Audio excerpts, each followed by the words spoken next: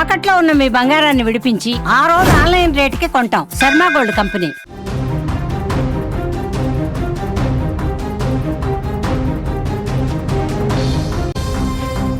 జీవితం ఎంత విచిత్రమైందంటే ఒకవైపు ఆనందంతో ఉప్పొంగేలా చేస్తుంది, మరోవైపు ఊహించని విషాదంతో కుంగదీస్తుంది.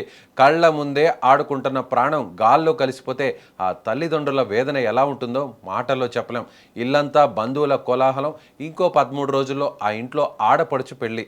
అంతా పండుగ వాతావరణం. కానీ ఆ సంతోషం వారింటి గుమ్మం దాటకముందే విధి ఆ కుటుంబంపై ఒక్కసారిగా పగబట్టింది. విజయనగరం జిల్లాలో జరిగిన ఈ ఘటన వింటే ప్రతి ఒక్కరి గుండె బరువెక్కుతుంది.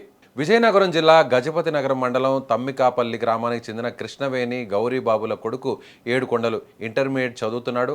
అయితే మరో 13 రోజుల్లో అక్క పెళ్లి ఉండడంతో ఇంటర్ పరీక్షలు రాసి పెళ్లి పనుల కోసం ఇంటి వారికి సాయం చేస్తున్నాడు. ఈ క్రమంలో స్నేహితులతో కలిసి క్రికెట్ ఆడేందుకు బయటకు వెళ్ళాడు.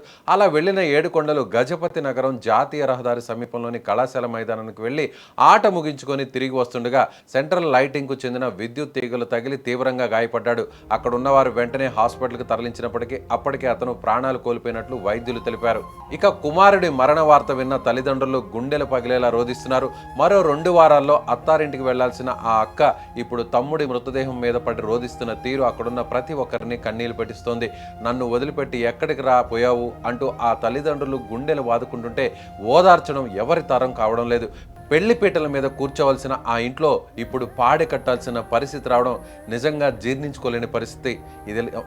ఇదిలా ఉంటే ఈ ప్రమాదానికి విద్యుత్ శాఖ జాతీయ రహదారి అథారిటీ అధికారుల నిర్లక్ష్యమే కారణమని కుటుంబ సభ్యులు ఆరోపిస్తున్నారు. తమ కుమారుడి మృతికి బాధ్యులైన వారిపై ఖచ్చితంగా చర్యలు తీసుకోవాలని డిమాండ్ చేస్తున్నారు. కుటుంబ సభ్యుల ఫిర్యాదుతో కేసు నమోదు చేసుకున్న పోలీసులు దర్యాప్తు చేస్తున్నారు.